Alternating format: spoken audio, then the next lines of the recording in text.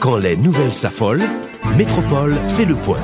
Le point tous les matins à 8h, simultanément sur Radio et Télémétropole.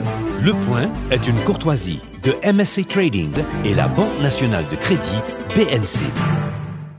Mesdames, Messieurs, bonjour. Merci de nous rejoindre sur Métropole à l'heure de la rubrique Le Point. Pour présenter l'émission ce matin avec vous, Georges Allen. Et comme vous le savez, le dossier Petro-Caribé défraie encore la chronique. Le Sénat de la République, à travers la majorité qui supporte l'action gouvernementale, s'est dessaisi du dossier, le transférant en quelque sorte par devant la Cour supérieure des comptes. Nous allons en parler. Nous allons faire le point sur la question avec trois invités. Le sénateur de l'Ouest, l'élu de l'Ouest, Patrice Dumont, bonjour. L'un des élus de l'Ouest. Oui, l'un des trois. Bonjour. Merci de m'inviter. Clarence Renoir, bonjour. Bonjour Georges Allen, bonjour Patrice. Bonjour, bonjour, oui. bonjour Clarence. Bonjour Clarence. Édouard Poultre de la société civile. Monsieur Poultre, responsable du CONAN, bonjour. Oui, bonjour Georges et bonjour aux autres panélistes, au sénateur Dumont et à monsieur Renoir. Et on salue tous les auditeurs et téléspectateurs de Métropole. Messieurs, à tous seigneurs, tout honneur. On commence avec Patrice Dumont. Je me tourne vers vous pour la première question. Honorable sénateur, que s'est-il passé réellement jeudi au soir au Sénat de la République? C'est pas au Seigneur. Vous vous adressez au sénateur parce qu'il devrait être un témoin privilégié. Eh bien, je veux bien comme ça. Oui, protocole oblige. Que s'est-il passé? Une traînée de discussion sur la forme, et quand on a abordé les questions de fond, on a tergiversé. Il y a eu beaucoup de motions, ce qui fait que finalement, on n'est pas véritablement entré dans le vif du sujet, à savoir le contenu réel du rapport. Je regrette de faire remarquer que, personnellement, j'ai essayé de poser une question fondamentale. C'était d'avoir des informations de la part des commissaires sur 42 des un peu plus que 200 projets qui étaient touchés, qui étaient concernés par le programme de Petro-Caribé. Cependant, d'abord parce que les commissaires n'ont pas toujours eu le loisir de parler comme ils le voulaient, et ensuite parce que des questions se sont succédées et les unes et les autres ne concernaient pas précisément les mêmes problèmes. De sorte que donc, in fine, on allait passer au vote, et comme le problème n'était pas véritablement traité et que les uns et les autres campaient sur leur position, ceux-là qui ne sont pas de la majorité présidentielle, de la majorité gouvernementale, ont préféré tenter d'infirmer le quorum. Ils y sont arrivés, moi aussi. J'en fais partie et je suis prêt, évidemment. Quand est-ce que cela s'est produit? Allons dire qu'il était autour de... Je crois que j'ai été le dernier à laisser la salle, autour de 6h moins 5 à peu près. Donc, je suis prêt aussi à donner quelques explications sur le fait qu'on m'ait épinglé, parce que précisément, j'avais promis au début de mon mandat que je ne voulais pas infirmer le quorum, mais je donnerai les explications après. Mais voilà pourquoi donc, on en est arrivé là, parce que la majorité gouvernementale souhaitait, et finalement l'a fait, mais de manière très très hétérodoxe, transmettre le dossier à la Cour supérieure des comptes et du contentieux administratif, ce à quoi, personnellement, je m'étais opposé, ce à quoi d'autres sénateurs, d'autres collègues s'étaient opposés. Alors, le sens de la question, c'est bien de faire le point sur l'avant. C'était mercredi soir. Oui, c'était mercredi soir, mais le sens de notre question était de savoir réellement ce qui s'est passé jeudi au soir, lors de la séance au cours de laquelle vous-même, vous n'avez pas participé, et les autres membres de l'opposition n'ont pas participé. Je comprends n'avoir pas compris votre question, puisque je n'en sais rien. Ah, d'accord. Non, mais vous n'êtes pas informé auprès de l'un de vos pairs. Je puis être informé autant que vous. Alors, je me tourne vers Clarence Renoir, qui a un regard plutôt extérieur sur la question. Comment vous appréciez la décision de la majorité gouvernementale? Ce n'est pas forcément le meilleur regard quand on est à l'extérieur, parce qu'on n'est pas dans la cuisine, non. Oui. Mais ce que je comprends, c'est que c'est une séance qui a été faite en dehors de certains nombre de parlementaires. Techniquement, c'est une bonne séance. C'est la séance régulière. Si elle se tient avec une majorité de parlementaires, si je comprends bien vos règlements internes, monsieur le sénateur, c'est une séance normale. Mais la chose, elle n'est pas morale, cette séance. Parce que le pays avait le mot du président de l'Assemblée nationale, qui est une des personnalités politiques les plus importantes. Ah, maintenant je me rappelle. Vous voyez? Donc, le président du Sénat a déclaré orbi et tourbi à la presse et au monde, je pourrais dire, qu'une séance de reprise sur le rapport de Petro-Caribé allait être organisée le 6 février. Demain, donc. Demain, donc, si nous parlons d'aujourd'hui. Donc, le pays s'attendait à cela, j'imagine, la presse aussi. Mais qu'il y ait une séance un peu plus tard dans la journée du jeudi, qui est un jour de séance régulier, ce n'est pas un problème. Mais que la question soit traitée en catimini, en cachette, en dehors de la presse, en dehors de l'opinion et aussi en dehors de notre groupe de sénateurs qui avaient le droit quand même de défendre leur position, ça paraît scandaleux et ça a tout l'air des coups d'État, des coups de théâtre qu'on a l'habitude de voir dans ce pays, mais en pire. Mais vraiment en pire. Les choses se répètent dans ce pays et en pire. Donc voilà, c'est tout simplement scandaleux.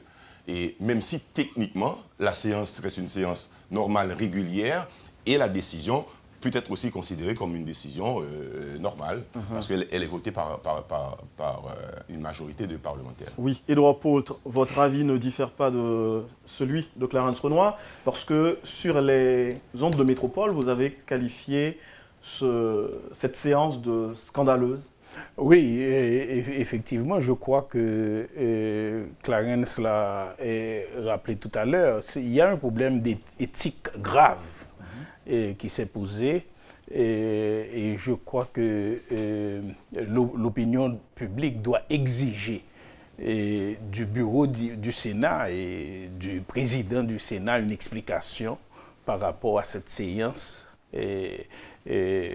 telle qu'elle a été organisée. Je crois que, vous savez, les institutions en général, politiques et d'État, la politique politicienne doit se taire quand il s'agit de dossiers aussi sérieux que les dossiers liés à la criminalité, les dossiers liés à la corruption, les dossiers liés aux malversations financières, etc.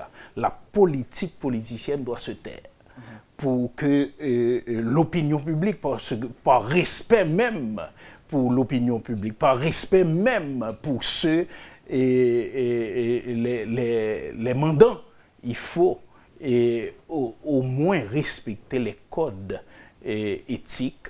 Et là, je crois que monsieur Lambert s'est fourvoyé. Il s'est fourvoyé et a trompé la nation.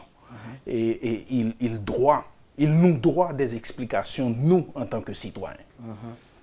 Sénateur, et qu'est-ce qui explique votre absence au Parlement, au Sénat de la République, jeudi? Je n'y aurais pas été, même si on m'avait averti, en bonne et due forme. À la vérité, j'étais dans l'ironie en disant que je n'en savais rien.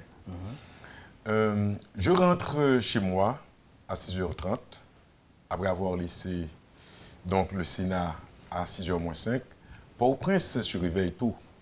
Donc, ça n'a pas été comme un laser d'arriver chez moi tout de suite. Voilà donc que je m'empresse de me faire une petite toilette et de m'endormir. Il doit être 7h30. Je me réveille autour de 11h.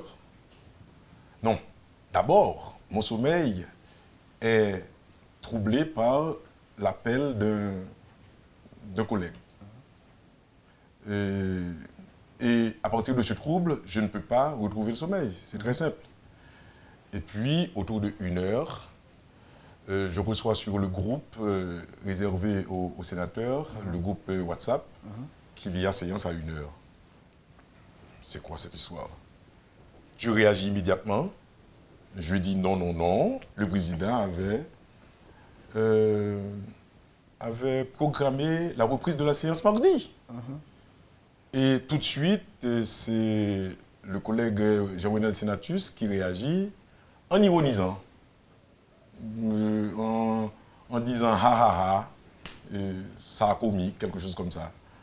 Et puis, personne, ni d'un côté ni de l'autre, je veux dire, de l'opposition ou du bureau ou des autres sénateurs, personne, mais vraiment bouche cousue, plus rien.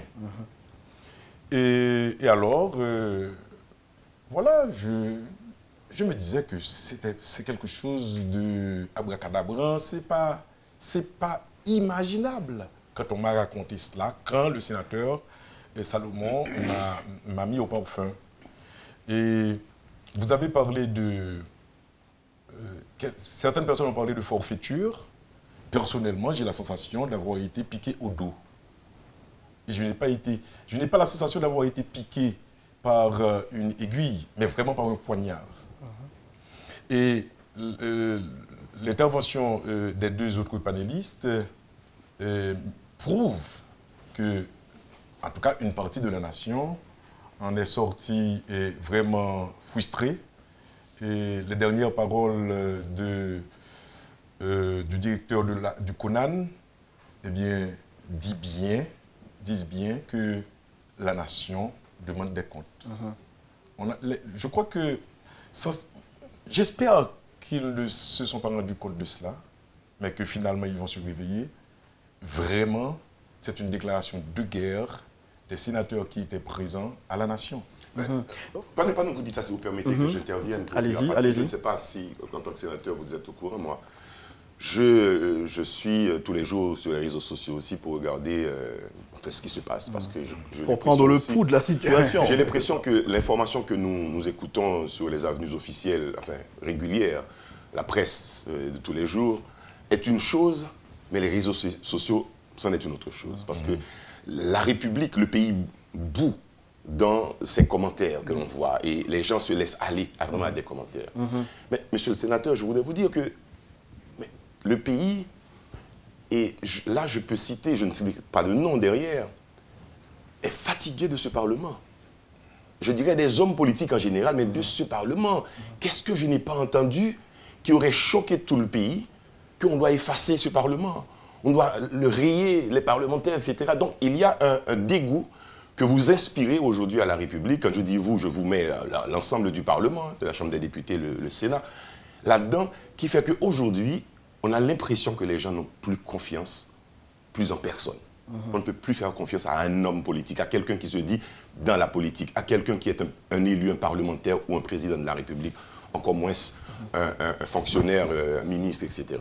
Donc, je me demande si, à ce niveau-là, que ce soit ceux qui ont voté ou ceux qui n'ont pas voté, que ce soit ceux qui sont au Parlement aujourd'hui, qui est une institution démocratique importante, ne se rendent pas compte de cette distance qui se crée, qui se creuse davantage chaque jour entre le peuple, la population en général, pris dans son ensemble, et ses élus. Il y a quelque chose à faire pour redonner confiance aux Haïtiens.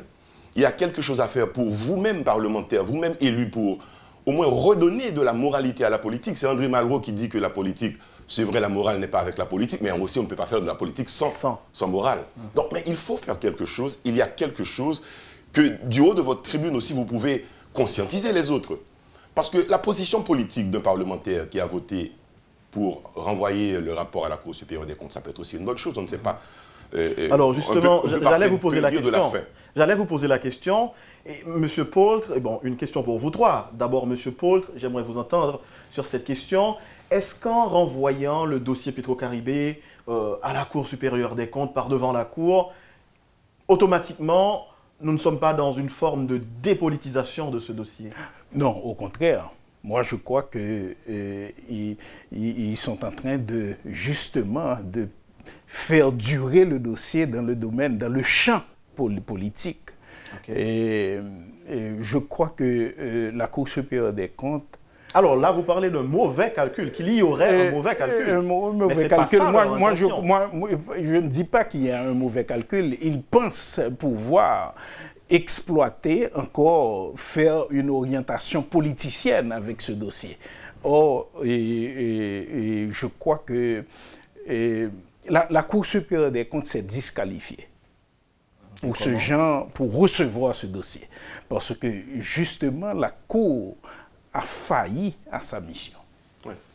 La Cour est déjà dû avoir... La Cour a déjà failli à sa mission parce que la gestion des fonds Petro-Caribé, la Cour supérieure des comptes a un mandat a priori et a posteriori. Ce qui veut dire que on est en pleine confusion.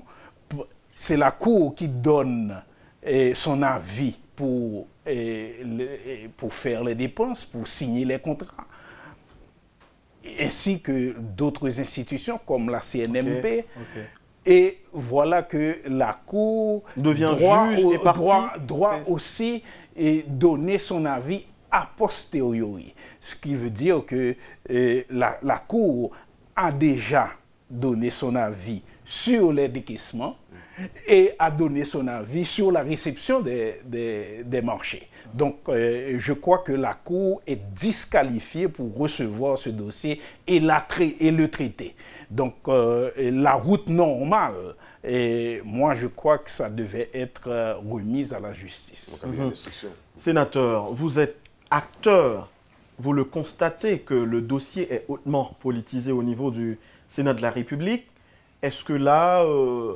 c'est la même question, en transférant ce dossier, le dossier Petro-Caribé, à la Cour supérieure des comptes et du contentieux administratif, le dossier n'est pas dépolitisé automatiquement. Bon, d'abord, vous allez me permettre, Georges Alain, de dire à Clarence Renoir que sa dernière saillie concernant le sort du Parlement, la situation du Parlement, la perception que la nation a du Parlement, n'échappe à personne. Maintenant, je veux dire aussi que je viens d'un parti politique qui s'appelle le RPA, je suis Patrice Dumont, j'ai été candidat au Sénat de la République. J'ai demandé à la nation que j'occupe cet espace parmi les milliers et les milliers et les milliers d'espaces que comporte, que réserve la nation à ses fils. J'ai demandé cet espace et la nation me l'a offert pour 6 ans.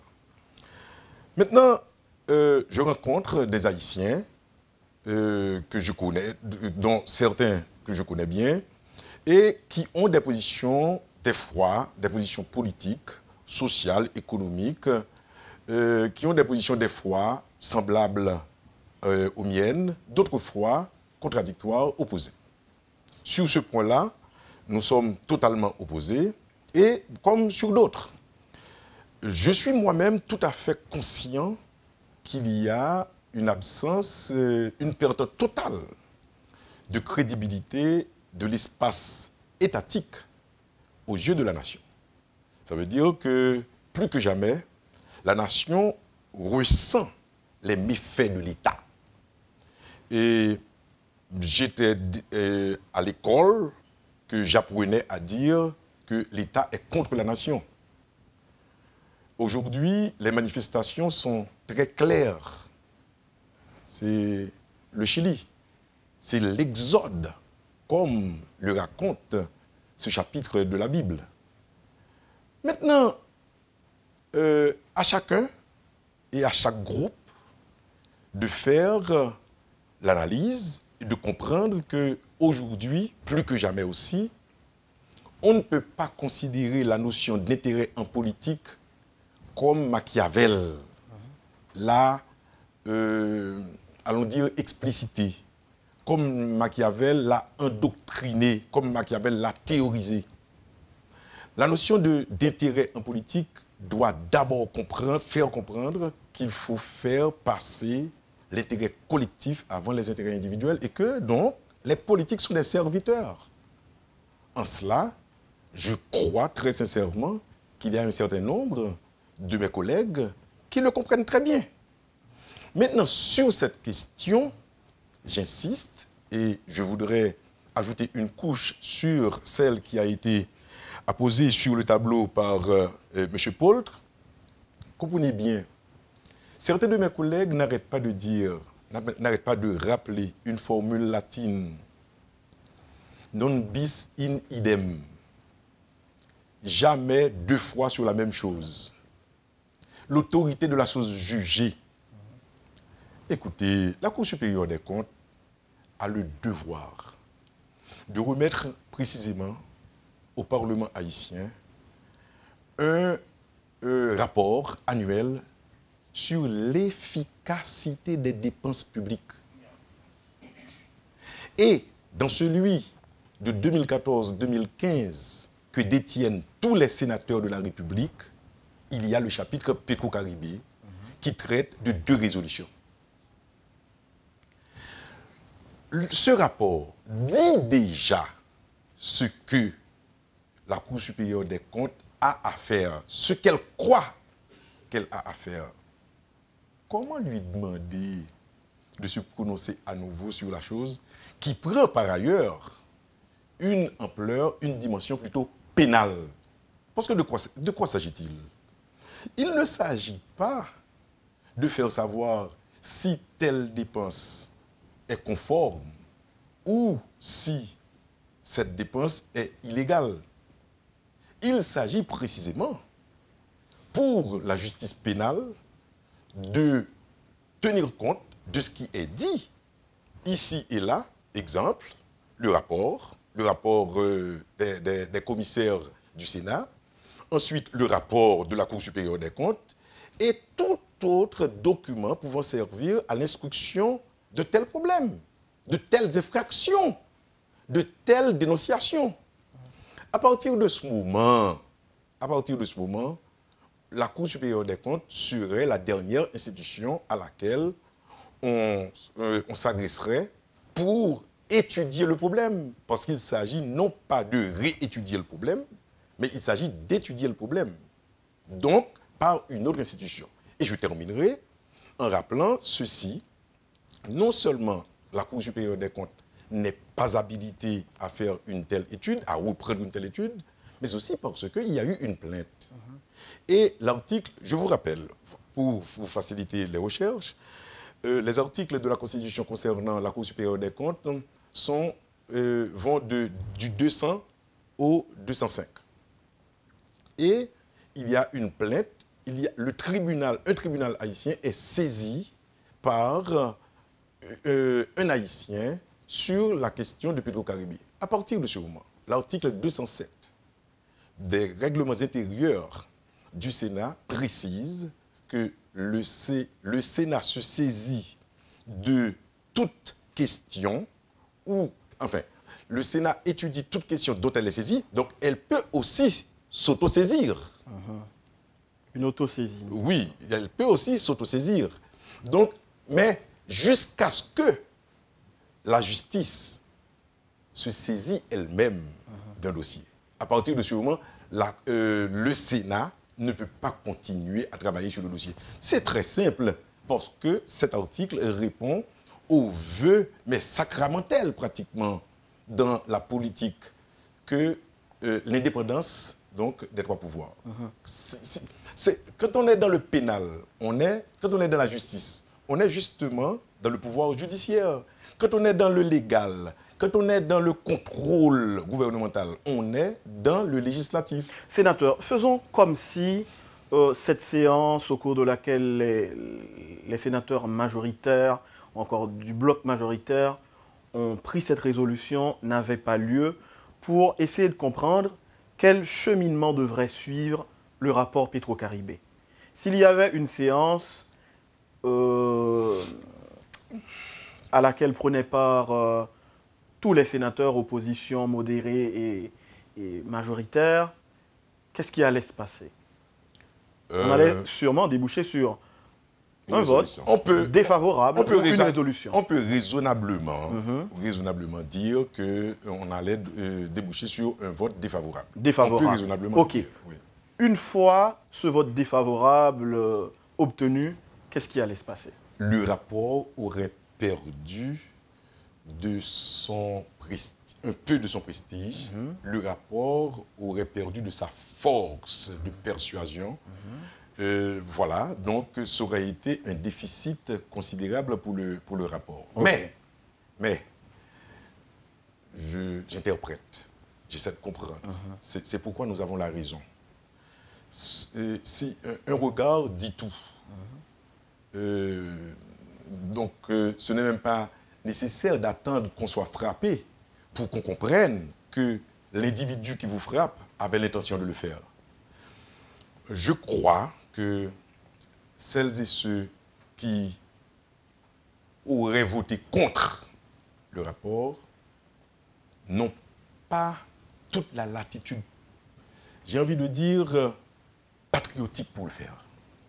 Je dis bien patriotique pour le faire. Mais ils l'ont fait. Ils l'ont fait politiquement. Oui.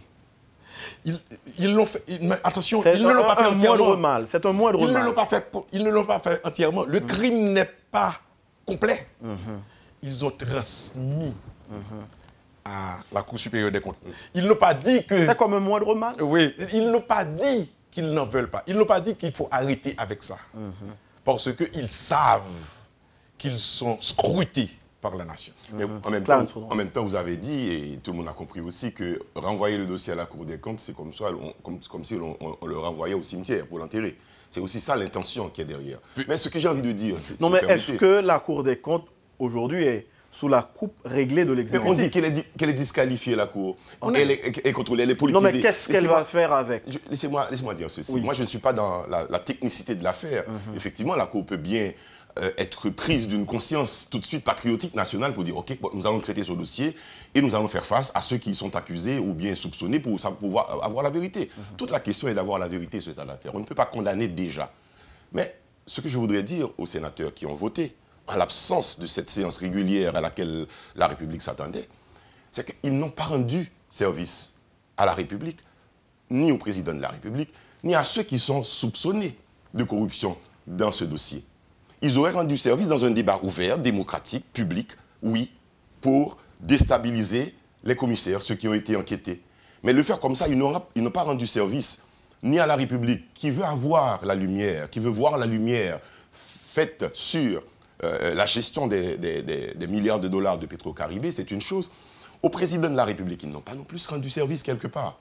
Même si du côté de la présidence, j'entends un son de satisfaction, mais ils n'ont pas rendu service. Tant que ce dossier ne sera pas abouti, n'arrivera pas à son terme, pour dire que oui, il y a eu détournement de fonds, malversation et corruption, ou non, il n'y en a pas eu, et on sera toujours dans la suspicion parce que, justement, ce qui n'aurait pas dû être fait a été déjà fait, c'est mettre en place cette commission qui a enquêté. OK, nous allons marquer la pause à cette émission, mais il y a une question que j'aimerais laisser pendante. Est-ce que la nation haïtienne s'attend vraiment à un procès Petro-Caribé? Ah oui. Je vous laisse le soin de réfléchir. Réponse après. Vous suivez, mesdames, messieurs, la rubrique Le Point de Métropole. Restez branchés. Le Point est une courtoisie de MSC Trading et la Banque nationale de crédit BNC.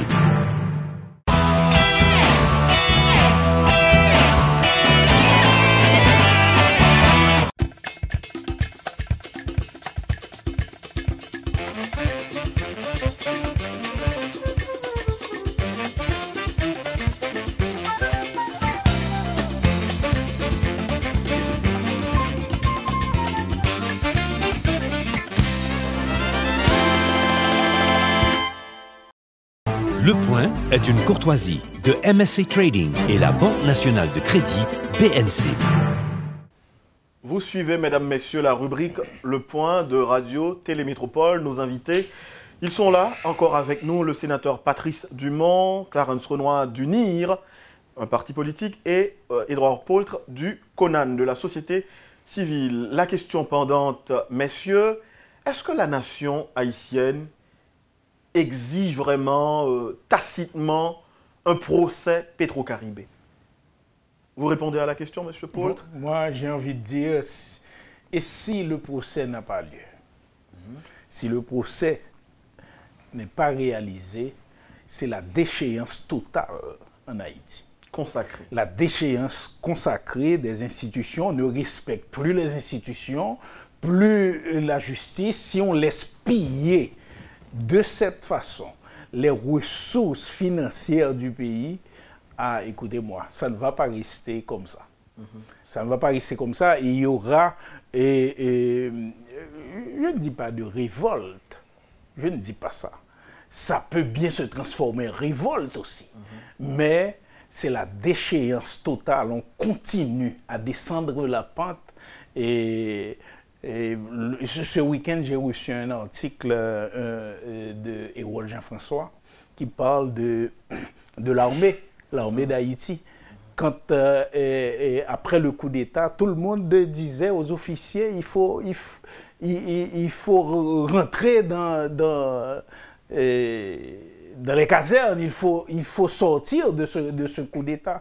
Et personne n'a pensé à retourner dans la démocratie. Aujourd'hui à l'armée. L'armée n'est pas là. Donc, nous allons continuer à descendre cette pente dans la déchéance totale. Alors, sénateur, la même question.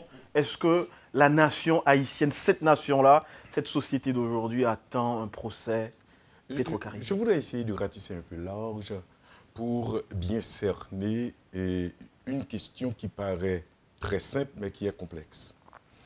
Parce que vous faites... en fait... vous demandez à ce qu'on convoque la conscience politique de la nation haïtienne. Je crois que cette conscience politique de la nation haïtienne est en train de se préparer, ça bout. Remarquez la réaction globalement, j'ai envie de dire orgueilleuse, globalement.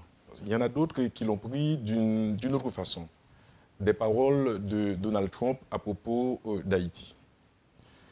Ensuite, vous remarquez aussi, dans la même veine, la réaction encore plus forte de certains pans de la nation haïtienne concernant les obscénités de Michel Martelly à propos de Jean-Monard Métellus et Liliane Pierre-Paul en particulier, et globalement sur les obscénités en Haïti. Et concernant précisément la question de Petro-Caribé, allons dire que les élites haïtiennes, c'est-à-dire les journalistes, les professionnels qui ont étudié à l'université, les professionnels moyens qui ont étudié dans les écoles professionnelles, tout cela qui constitue les cadres de ce pays, ils ont un devoir moral. La morale veut dire quoi? La morale veut dire l'ensemble des comportements, attitudes, paroles acceptés par la société. Les uns et les autres peuvent déroger à ce corpus moral à un moment ou à un autre. Mais assumer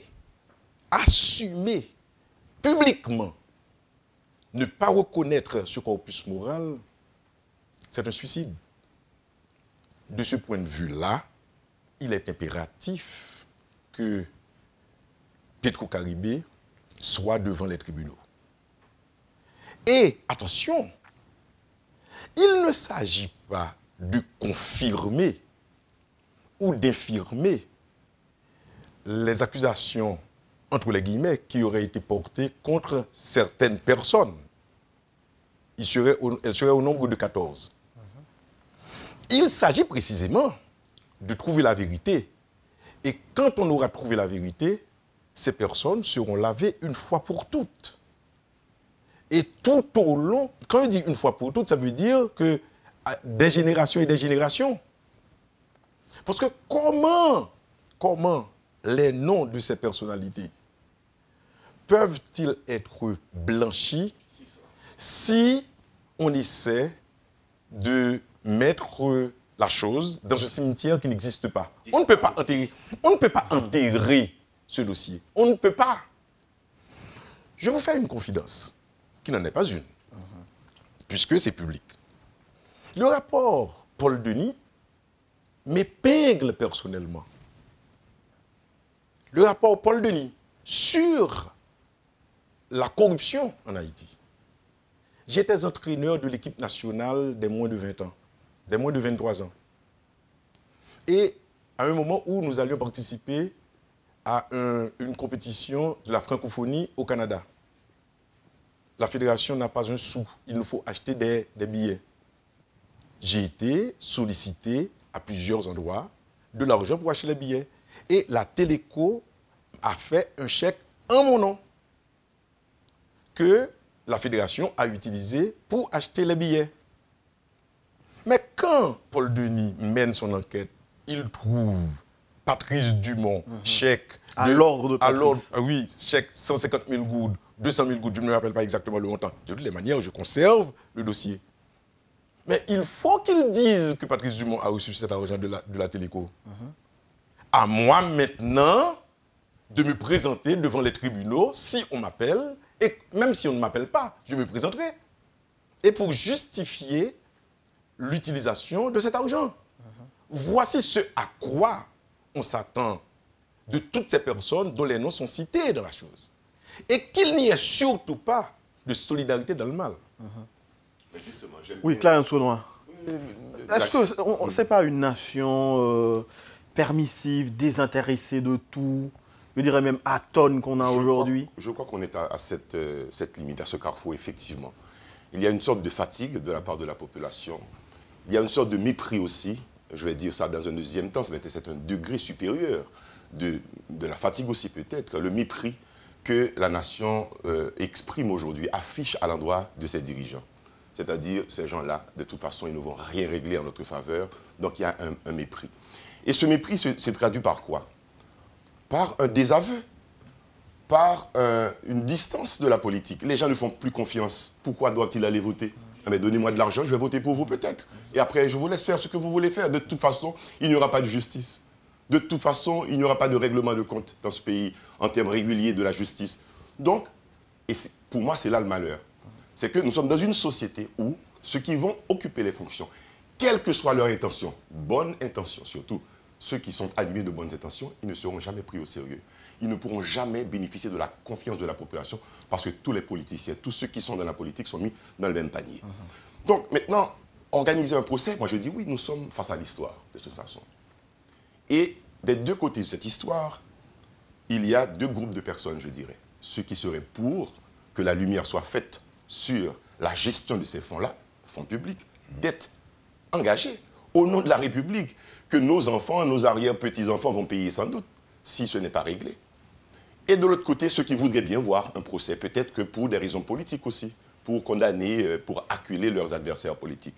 Mais de toute façon, il y a la nécessité de faire la lumière sur cette affaire. Patrice Dumont l'a dit. Il ne s'agit pas de dire qu'à l'avance, celui-ci ou celui-là est condamné, est responsable. Il s'agit de mettre la question de la gestion de ces fonds sur la table de la justice pour que la lumière soit faite. Donc, pour redonner confiance à la population, pour mettre la justice en position de pouvoir s'exprimer correctement, en toute liberté, en toute impartialité, mais il faut qu'il y ait quelque chose. Il faut des exemples forts pour redonner confiance aux citoyens quant à la politique, quant à ceux qui gouvernent le pays. Je crois que c'est de ça qu'il s'agit. Il y a l'histoire qui nous regarde aussi. Il y a l'histoire qui nous regarde, qui va nous juger demain, enfin qui vont juger ceux qui sont responsables. Ceux qui pensent, avec un vote pareil, par exemple, nous sommes intelligents politiquement, nous avons écarté le problème. Oui, mais l'histoire nous regarde. L'histoire nous demandera compte un jour ou l'autre. Donc le problème demeure entier. Sénateur, aujourd'hui on sait qu'il y a conférence des présidents au Sénat de la République, aujourd'hui au Parlement. Oui. Vous vous apprêtez à dire quoi, à faire quoi? Est-ce qu'on peut s'attendre à une forme de rebondissement du dossier Petro-Caribé au Sénat? Ou est-ce que ça va passer comme une lettre à la poste? Non, ça ne passera pas comme une lettre à la poste, parce que quand même, ceux-là qui n'ont pas été conviés au buffet, eh bien, ils vont protester, forcément. Moi-même, personnellement, je vais protester, comme je sais le faire, les yeux dans les yeux, auprès du bureau, auprès de mes pairs, évidemment. Et puis... Ça ne change rien. Voilà, c'est ça la question. Non, excusez-moi. Attention. Le combat est permanent. Le combat pour la vérité, le combat pour la démocratie, il est permanent. Donc, on continuera de se battre pour que, justement, les choses changent dans ce pays. Moi, je crois que la bataille est d'abord une bataille d'opinion. Et l'opinion publique est majoritairement en faveur de la transparence, du procès, etc. Vous savez, la corruption, dans notre monde, dans notre époque, prend tellement de proportions. Aujourd'hui, même les États les plus corrompus sont obligés de faire face à la corruption. Et je ne dis pas, et vous voyez ce qui se passe en Amérique latine et dans certains pays d'Afrique. Ici à côté, et en République dominicaine. Et il y a toute une opinion qui se développe par rapport au phénomène de la corruption. Cette lutte contre la corruption, c'est une bataille d'opinion. Et je crois que les peuples qui se mobilisent par rapport à la corruption doivent gagner cette bataille. Et ça, c'est un. Deuxièmement, je pense que au plan politique international, au plan institutions financières internationales, je crois qu'il y a aujourd'hui une plus grande écoute de ce secteur financier international, de ces grandes institutions financières internationales par rapport au phénomène de la corruption, et je crois en bande à part les nations qui ne respectent pas ces principes de la bonne gouvernance. Je crois que dans cette bataille d'opinion, la nation haïtienne, enfin, les citoyens et citoyennes haïtiennes doivent pouvoir compter sur certaines institutions internationales. Alors, laissez-moi poser une question au sénateur, juste avant Clarence. Est-ce que vous croyez que l'international avait un œil rivé sur le Sénat de la République dans le cadre de ce dossier? Non, absolument. Quand vous dites l'international, on pourrait penser seulement aux États-Unis ou la France, le Canada, c'est-à-dire les pays amis. Et bon, écoutez, le monde entier. Tout récemment, j'ai participé à des assises sur la transparence parlementaire, la transparence dans la vie politique. On est bien conscient de ce que, justement, il y a comme un gouffre aujourd'hui, particulièrement en Haïti, entre l'État, entre la politique et la nation. Donc, il faut y veiller. Et puis, le secteur sain de l'international est aussi bafoué par les vols de Petro-Caribé. Et notre intelligence est bafouée.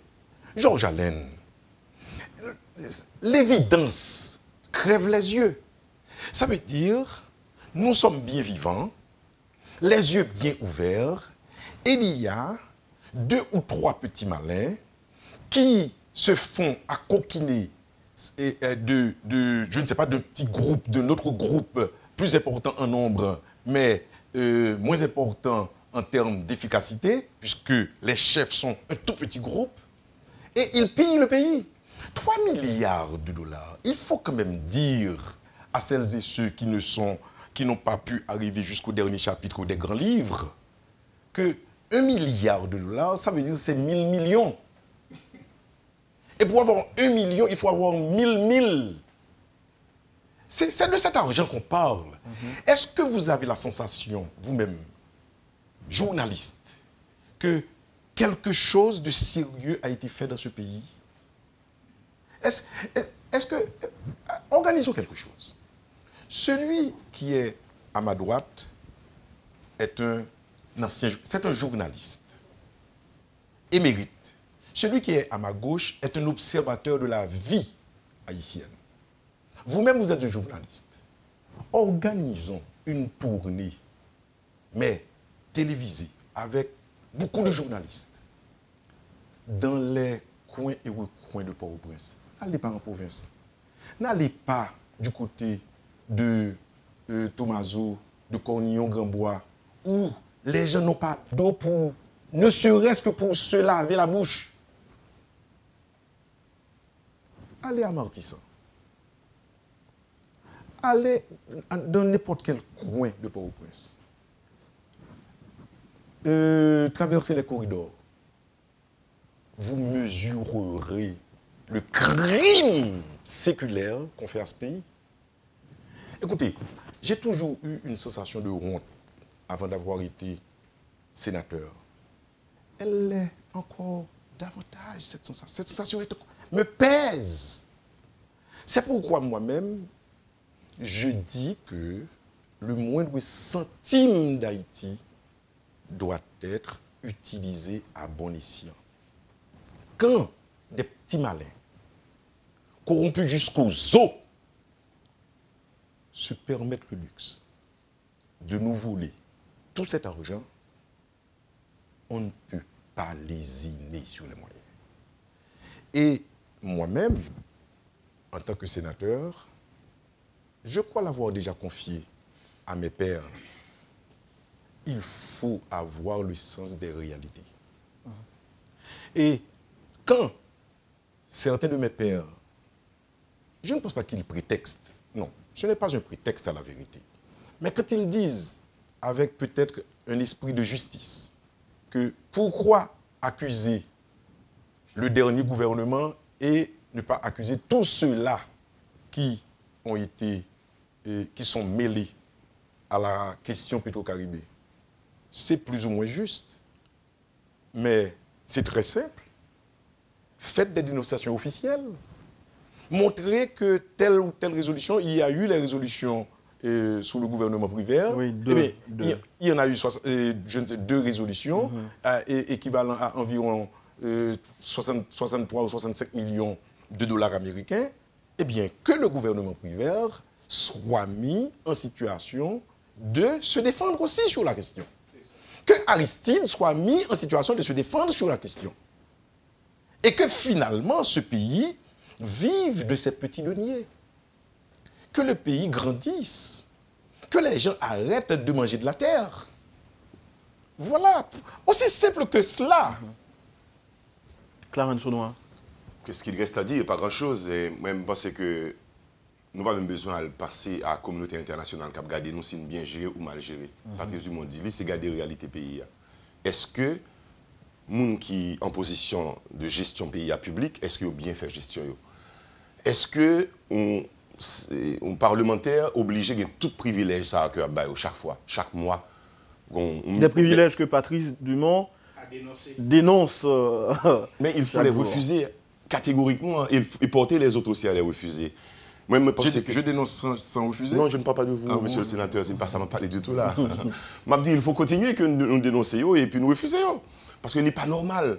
Il faut avoir un peu de décence pour dire tout bon, même des privilèges, des machines l'État, même un salaire mensuel, moi j'ai sécurité l'État à moi jusqu'à 4 téléphones, mais l'autre là, l'autre monde, il reste dans le pays qui a besoin. Donc la gestion de la chose publique, nous avons besoin de temps que ces communautés internationales qui viennent nous dire nous bien gérer ou ne pas bien gérer. Et ça me fait rire.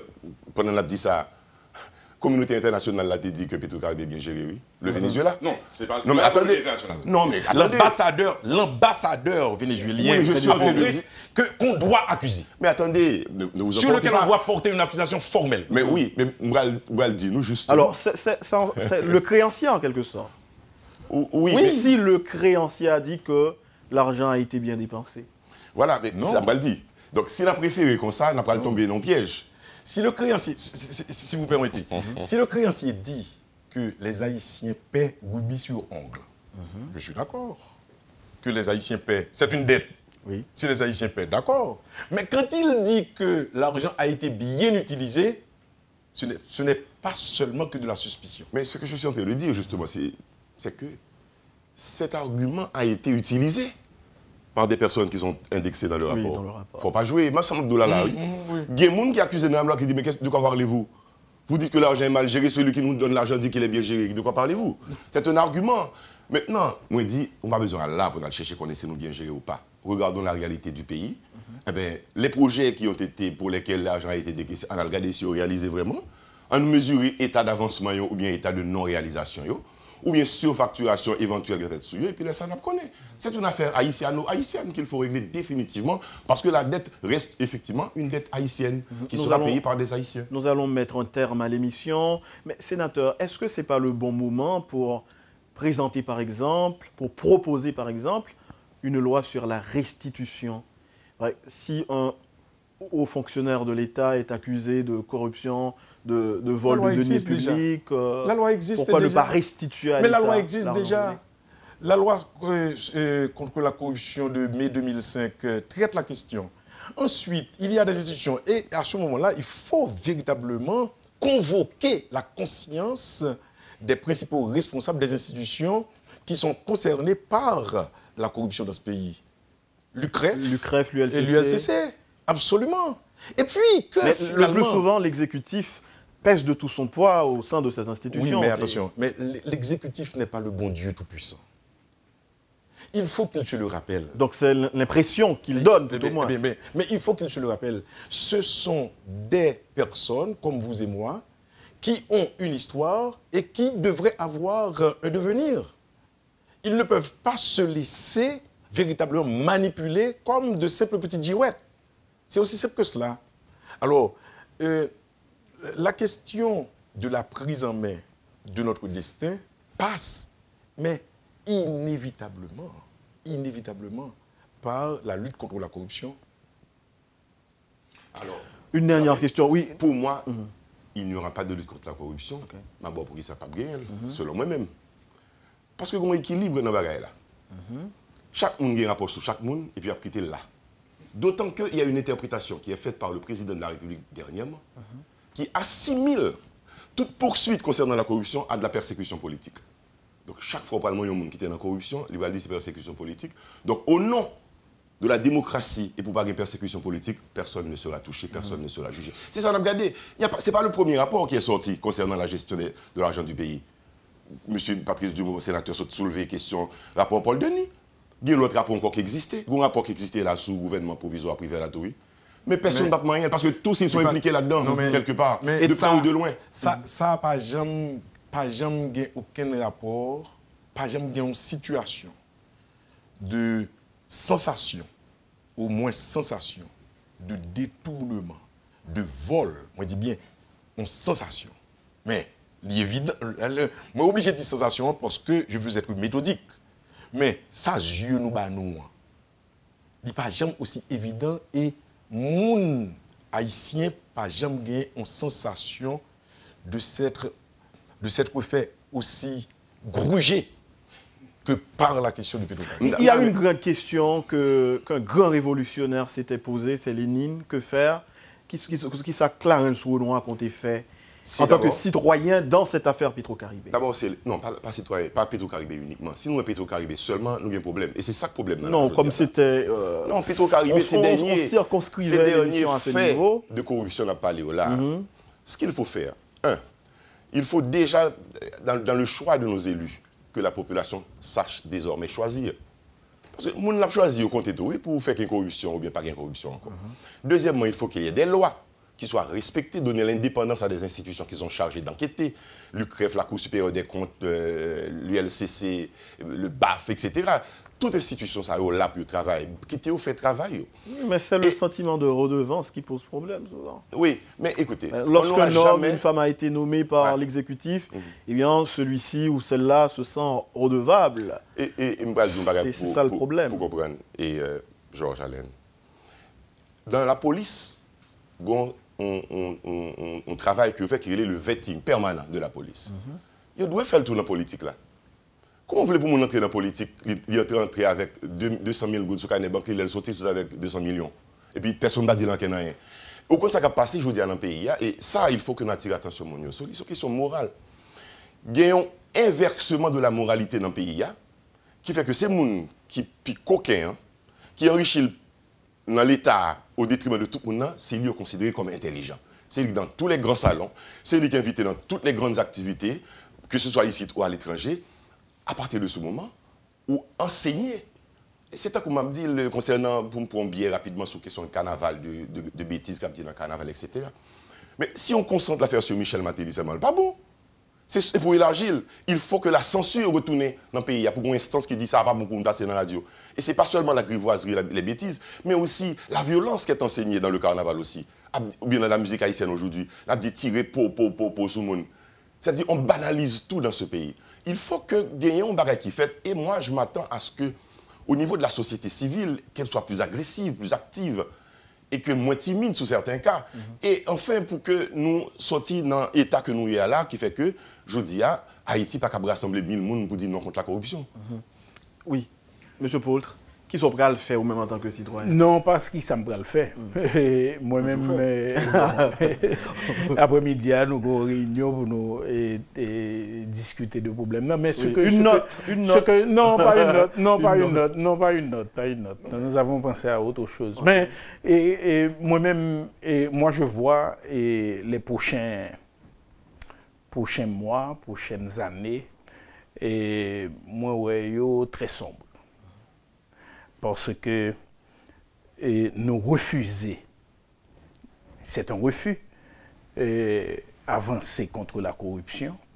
Vous savez, on m'a suivi une réforme des finances publiques qui a implanté dans le pays, mais il y a beaucoup d'insatisfaction. Beaucoup d'insatisfaction qui veut dire que il y a encore dans le pouvoir, dans le gouvernement, des pans qui élevés au contre de réticence. Et de réticence par rapport à ces réformes. Ça, c'est une. Deuxièmement, nous déjà gagné un déficit budgétaire de 5 milliards. C'est pas ça? Oui. 5 milliards. Les bailleurs de fonds ne misent pas dans un territoire pareil. Ils ne peuvent pas miser. Ils ne peuvent pas investir aucun cob ici. Il y a 2-3 millions pour... Donc, nous sommes face à nos responsabilités et il y a un gouvernement en place qui semblait, moi, pour qu'on prenne route pour aller vers cette bataille-là. Bon, donc, ce qui veut dire que yon a gardé l'autre, vous comprenez, pas gagner investissement qui peut le faire, ni privé, ni public. Donc, ce qui veut dire que nous, Haïtiens, c'est nous qui pourrons subir encore conséquences bataille ça. Et le président Jovenel Moïse dirait que c'est une bonne chose parce que du haut de la tribune parlementaire, il avait dit pays d'Haïti prend destin en main. Vous vous rappelez, Patrice Dumont? Tout à fait. Et le premier sera le dernier mot à vous. Le Sénat de la République sera très agité cette semaine? Je ne sais pas s'il sera très agité, mais de toutes les manières, il y a beaucoup de questions, beaucoup de grandes questions qui seront agitées. À propos de son pays, parce que vous dites que faire? Que faire? Écoutez, j'ai été sidéré de lire et de relire dans le projet de finances 2017-2018 que les organismes autonomes d'Haïti devraient rapporter au budget de la République que 548 millions d'euros. Il y a eu une séance sur cette question. Mais demandée par vous? Oui, je l'ai demandé et on a reçu le Premier ministre à ce propos. Et c'est en cette occasion que j'ai dénoncé, et que la nation ne l'avait pas retenu, l'utilisation de cash pour payer certaines personnes ou pour donner de l'argent à certaines personnes, des subventions, etc., comme on l'avait fait avec le Sénat de la République. Ensuite, j'ai écrit au ministre des Finances 2 lettres qui n'ont pas eu de réponse. Mais je n'arrête pas de le dire sur la voie des ondes. À propos du rendement de ces organismes. Allons, faisons un petit exercice. quel devrait être le salaire d'un directeur général d'un organisme autonome? Allez-y. Vous avez mieux que tout le monde. Non, on y va. Non, on essaie. Allons-y. Quel devrait être le salaire? Ça peut paraître démagogique, allez-y, dites-le. Non. Il y a une échelle de salaire. Il y a une public. échelle. Il y a oui. Donc, Dans l'échelle des salaires, par exemple, le directeur général, les directeurs généraux devraient avoir quelque chose autour de 60 000 gourdes. 60 ou 70 000 gourdes. OK. Il y a des directeurs généraux d'organismes autonomes qui se donnent des salaires de 14 000 $ américains, 15 000 $ américains. De quel pays parlons-nous? De quel pays parlons-nous? Et j'ai cru être en plein rêve quand j'ai posé la question au Premier ministre, quel est le salaire des directeurs généraux des organismes autonomes? Il ne sait pas. Mais je sais qu'il savait. Mais qu'il n'a pas encore le courage. Je dis bien pas encore. Oui. C'est parce que je n'arrête pas de solliciter tous les dieux haïtiens pour qu'il ait enfin le courage de péter cet abcès. Péter cet abcès veut dire aussi qu'on va être juste vis-à-vis de tous. Il faut qu'on sache ce que coûte le président de la République. Yeah. Il faut qu'on sache ce que coûte un sénateur. Mais légalement et surtout, de manière au point de vue de la justice, le président de la République ne peut pas avoir un salaire de je ne sais pas, de ce petit ouvrier, de ministre. Un sénateur ou un député ou un professeur d'université ou un doyen d'université ne peut pas avoir le salaire de quelqu'un qui n'est pas un technicien affirmé. Tout le monde le sait. Mais que, quand même, il y ait de la justice au haut comme au bas. Voilà. On met un terme à l'émission. On aurait pu aller plus loin, Clarence. Vous avez beaucoup de choses à dire. Tout comme M. Poultre. Donc, c'est la fin de l'émission. Qu'est-ce que vous espérez avoir comme salaire comme président de la République? On laisse cette question pour les... Comment ça? On fait démagogie. Comment ça? On fait démagogie. J'ai posé une question. Sénat, je dis là, c'est ouais, pour décider combien de président doit gagner. C'est pas moi qui va le décider. Là. Non, mais je vous demande qu'est-ce que vous espérez pas, avoir. Vous êtes mal placé pour me le demander, monsieur le sénateur. Vous savez pourquoi je vous pose la question?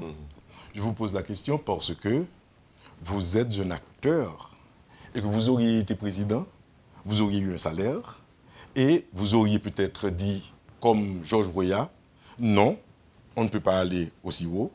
Oui, je peux avoir ce salaire.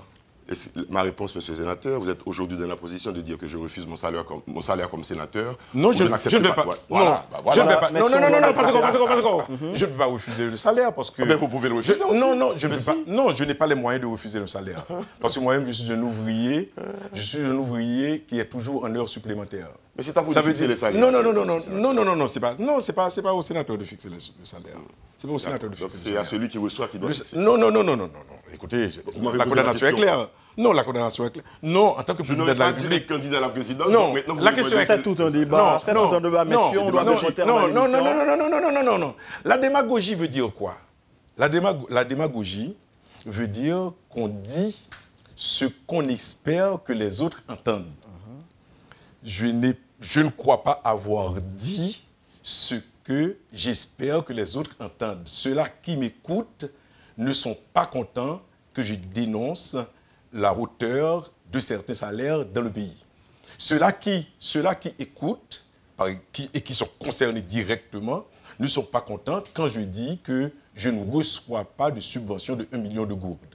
Ceux-là qui écoutent, maintenant, la majorité des Haïtiens espèrent entendre que le président de la République, le sénateur, le député aient un salaire convenable par rapport aux responsabilités qu'ils assument dans le pays. Voilà. Vous avez suivi, mesdames, messieurs, la rubrique Le Point de Radio Télémétropole. Nos invités, Clarence Renoir du parti UNIR, le sénateur Patrice Dumont, élu de l'Ouest, l'un des élus de l'Ouest. Et il y en a trois. Édouard Poultre du Conan. Restez branchés sur Métropole pour la suite de la programmation.